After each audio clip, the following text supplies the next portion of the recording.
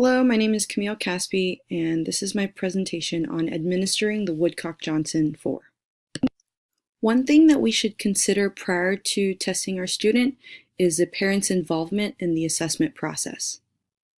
Some ways to include them would be to explain the purpose of the assessment to them, describe the assessment process, share ways family can be involved, collect family observations, and acknowledge their concerns and input. Preparing to administer the test.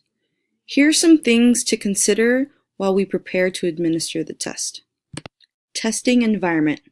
The testing room should be quiet, comfortable, have adequate ventilation and lighting, only have 2 people in the room, and have a sign posted on the door that testing is in progress.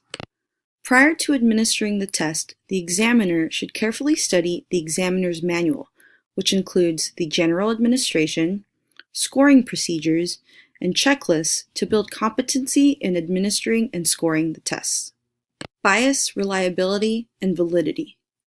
Reviewers of the Woodcock-Johnson ensured that biased material was eliminated from testing.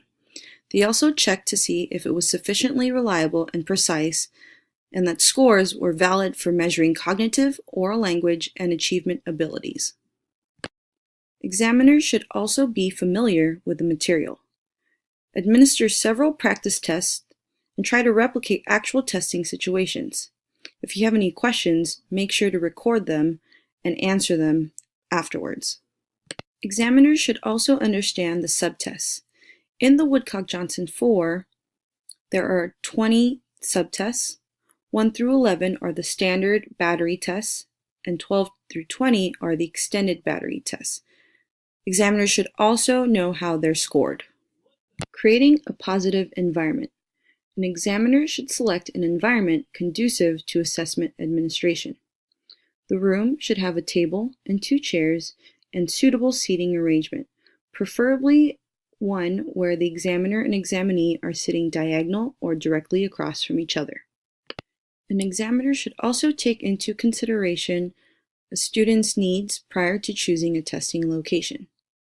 For example, if a student is easily distractible and the room has windows, closing the blinds would be very helpful.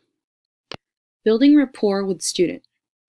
Make sure you have established a good relationship with examinee prior to testing. Don't test until they seem relatively at ease. One way to do this is by starting a conversation prior to giving the first test. Scoring and interpreting the test. Because examinee's pattern of correct and incorrect responses is needed to determine basal and ceiling levels, item scoring should be completed during test administration.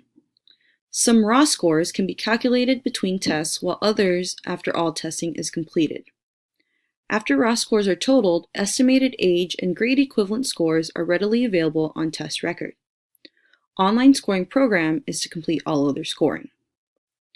For some situations and purposes, determining grade equivalent GE scores and relative proficiency indexes RPI may be all that is necessary.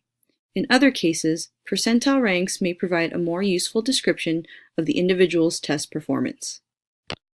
A standard score or percentile rank may be useful to explaining the assessment results to students and parents, while the grade equivalent scores might be more useful to explaining to teachers on how they can make placement decisions.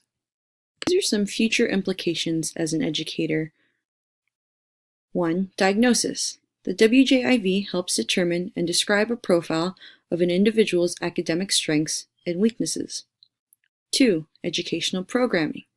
When combined with other factors, the WJIV results will help make decisions regarding educational programming. 3. Planning individual programs.